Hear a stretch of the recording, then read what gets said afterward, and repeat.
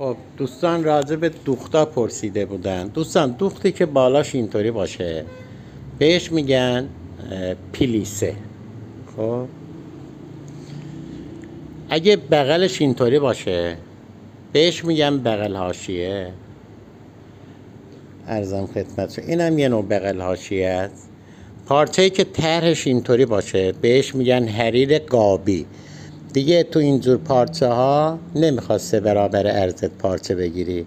تو اینجور پارچه ها که طرحشون به این بزرگیه 1.7، یعنی شما به جای عرضت مثلا 3 متره به جای 9 متر دیگه 5 متر میگیری پارچه.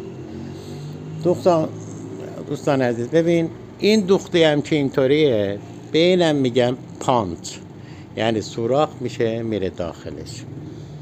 خب پنل که میگم ببین به این دوخت به این شرایط میگم پنل. هر پنل میشه این. عرضم خدمت شما به این آبیه دوختش که اینطوری برش خورده، البته این بدون برشش هم هست، به این مدل میگن شاه صوفی. اون بالا اون تاجی که داره دیگه بهش تاج نمیگن، بهش میگن لمسه. اینم از این دیگه. همه چی رو گفتم دیگه بهتون. حالا خب به این نوع به حساب پرده ها هم ورتیکال بهش میگن هم دیکه میگن بهش.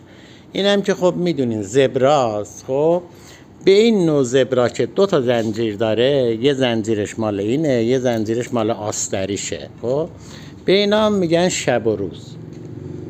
تموم شد رفت. این کلا پرده تشکیل شده اینا و این مدل ها. فدای شما، خدا حافظ شما.